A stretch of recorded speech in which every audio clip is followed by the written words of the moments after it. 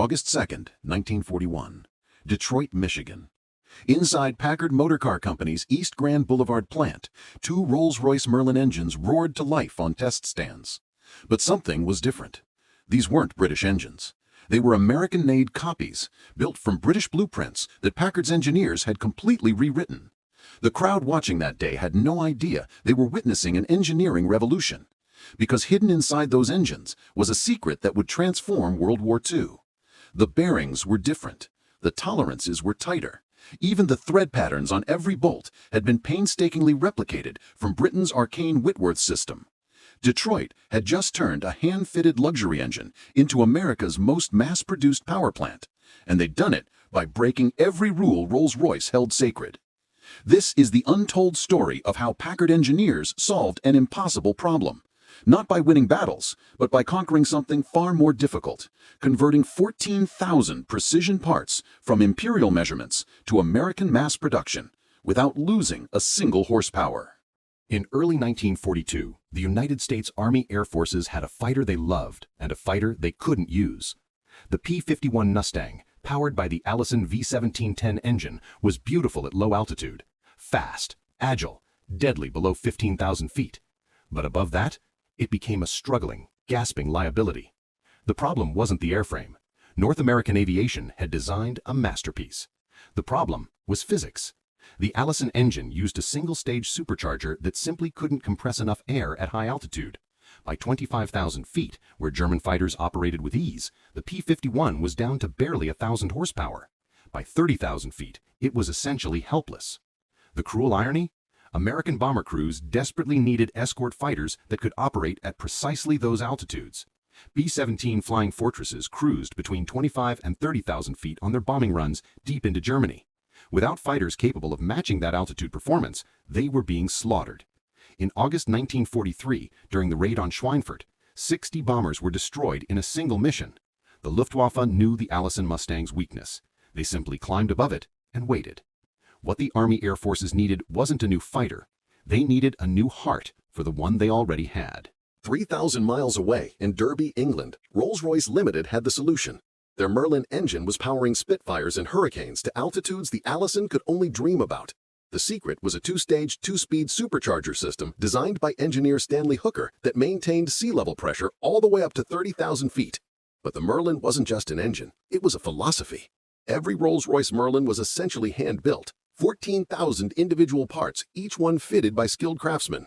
When a connecting rod didn't quite match the crankshaft, a worker filed it until it did. When bearing clearances varied, they were individually adjusted. The British standard Whitworth thread system, with its 55-degree angle and unique radius corners, meant every fastener was custom manufactured. Operating tolerances in the supercharger measured .0001 inches. That's the thickness of a human hair divided by 4. Cylinder heads were individually matched to blocks. Supercharger impellers were balanced by hand. This wasn't mass production, this was art. And Britain couldn't make them fast enough. By September 1940, with the Battle of Britain raging overhead, Rolls-Royce's shadow factories in Crewe, Manchester, and Glasgow were running 24 hours a day. They were producing roughly 200 engines per week. They needed 2,000. The British government looked across the Atlantic. Could American industry help? But what they didn't know was that they were about to ask Detroit to perform an engineering miracle that seemed mathematically impossible. Convert precision craftsmanship into assembly line manufacturing without changing a single dimension, losing a single horsepower, or compromising a century of Rolls-Royce engineering tradition. The real challenge wasn't building engines. It was translating an entirely different industrial philosophy into the language of American mass production. When Rolls-Royce engineers arrived in Detroit in September 1940, they brought crates containing complete Merlin engines, hundreds of blueprints, and unwavering confidence in their methods. The licensing agreement was worth $130 million, astronomical money for 1940. Packard Motor Car Company wasn't an obvious choice. They built luxury automobiles, not aircraft engines. But they had something Rolls-Royce didn't: American manufacturing genius. The moment Packard's engineering team examined the blueprints, they knew they had a problem. Actually, they had about 14,000 problems. First problem, the measurement systems were incompatible. Britain used imperial measurements, but not the same imperial system America used.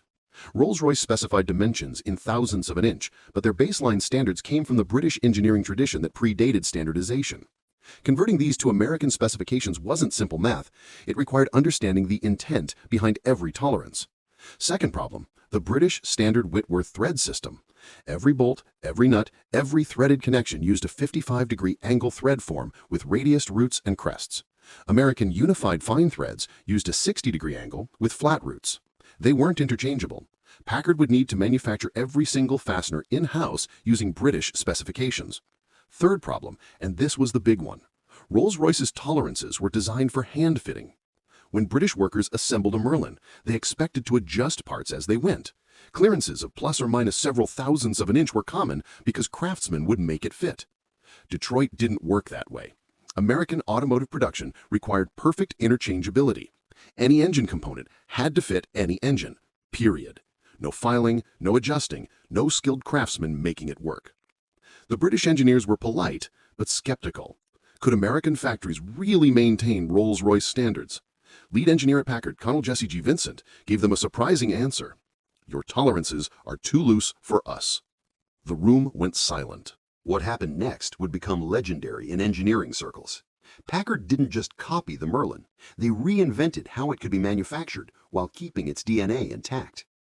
Over 11 months, Packard engineers created 6,000 new technical drawings. Not because the British blueprints were wrong, but because they were incompatible with mass production. Every dimension was re-specified. Every tolerance was tightened. Every manufacturing process was reimagined for the assembly line. But the real genius was in the details. Take the crankshaft bearings. Rolls-Royce used a copper-lead alloy that required careful break-in and frequent inspection. Packard's metallurgy team, drawing on American aircraft engine research, substituted a silver-lead alloy with indium plating. The silver provided better load-carrying capacity. The indium created a microscopically smooth surface that reduced friction and improved break-in characteristics. British engineers initially objected. This wasn't the Rolls-Royce specification. But when testing showed the Packard bearings actually lasted longer and ran cooler, Rolls-Royce quietly adopted the American innovation for their own engines. The thread problem seemed insurmountable. Packard couldn't just switch to American threads. That would make engines incompatible with British aircraft and spare parts. So they did something extraordinary. They created entirely new tooling to manufacture British standard Whitworth threads to American automotive precision standards. Every tap, every die, every thread-cutting tool was custom manufactured. Packard purchased specialized thread measuring equipment from Britain. They trained American machinists in a thread system most had never seen before. BSW for coarse threads, BSF, British Standard Fine, for precision connections, BA, British Association, for small instrument fasteners. The result? Packard-built Merlins used exactly the same thread specifications as Rolls-Royce engines. You could swap parts between Detroit-built and Derby-built engines without hesitation. But here's what made it revolutionary. Packard manufactured those British threads to tighter tolerances than Rolls-Royce did. Every fastener was precisely within specification. No hand fitting required, perfect interchangeability. Then came the supercharger, the heart of the Merlin's high-altitude performance. The two-stage, two-speed system used two impellers on the same shaft driven through gear trains. In low-speed mode, the ratio was 6.391 to 1. In high-speed mode, activated by a hydraulic clutch, it jumped to 8.095 to 1. Those impellers had to be manufactured and balanced to tolerances measured in 10,000ths of an inch. At operating speed, they spun at over 30,000 RPM. The slightest imbalance would destroy the engine. Rolls-Royce balanced them by hand, skilled workers adding or removing tiny amounts of material until the impeller spun perfectly smooth. Packard developed precision casting and machining techniques that produced impellers so consistently accurate they required minimal balancing. They created dedicated test equipment that could measure dynamic balance while the impeller was actually spinning. The result was faster production and more consistent quality. The intercooler system posed another challenge. Compressing air generates tremendous heat, as much as 205 degrees Celsius. To prevent detonation, the Merlin used an intricate cooling system with passages cast into the supercharger housing and an additional core between the supercharger outlet and the intake manifold. 36 gallons per minute of ethylene glycol coolant, circulated by a centrifugal pump, carried away the excess heat.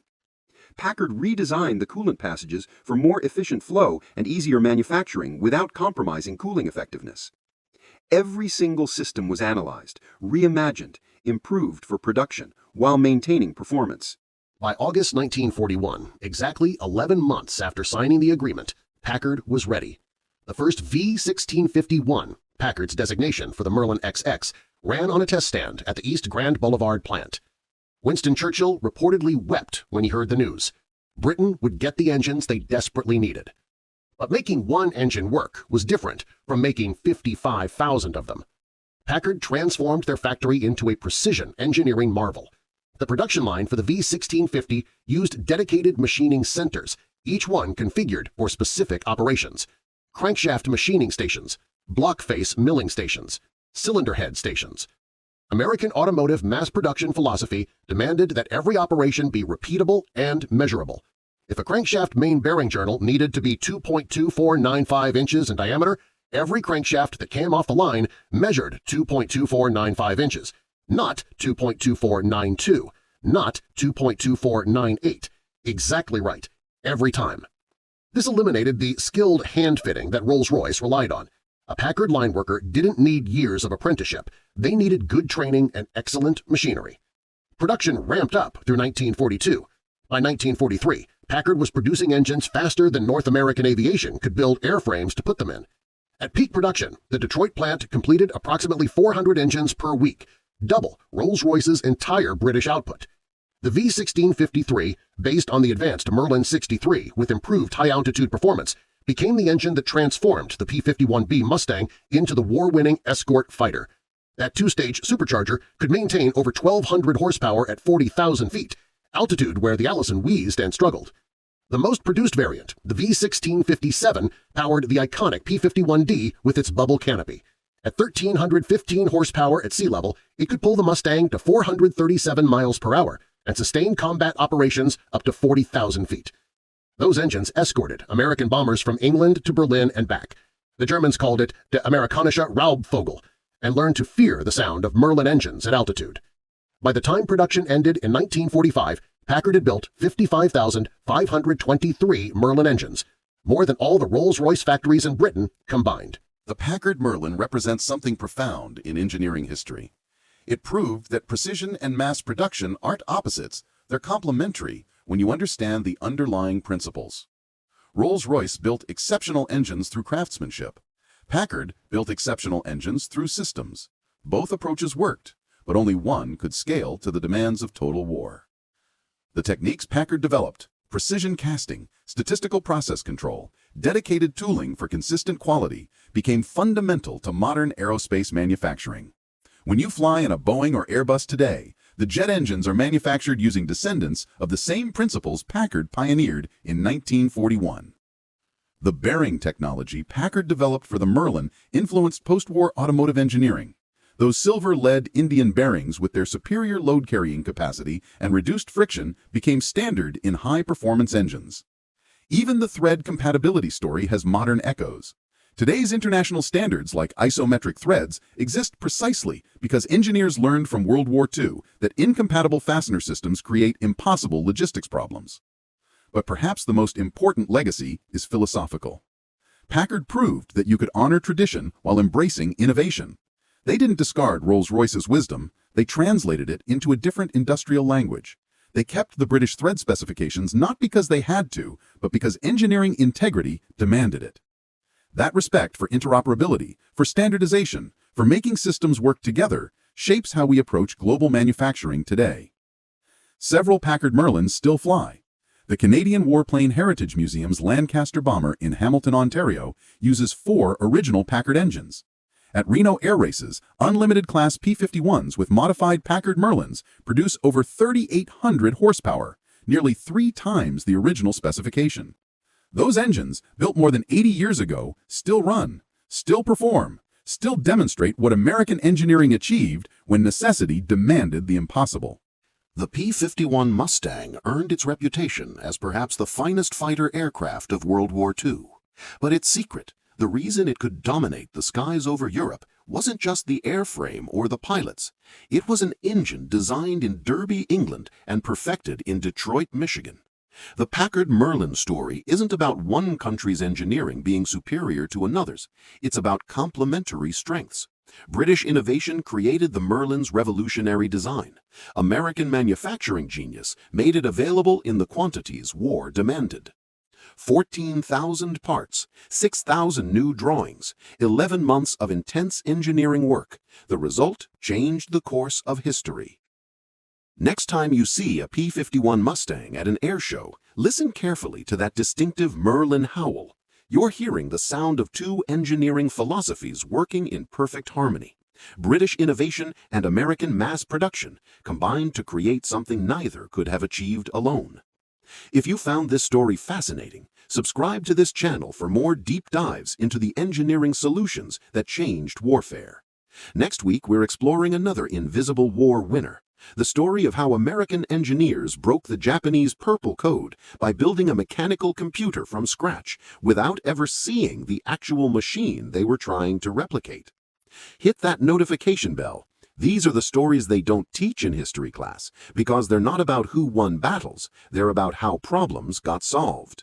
And sometimes the engineering challenge is more impressive than the battlefield victory. Thank you for watching the audio. Please subscribe to the channel to listen to more about other World War II military campaigns. Thank you so much.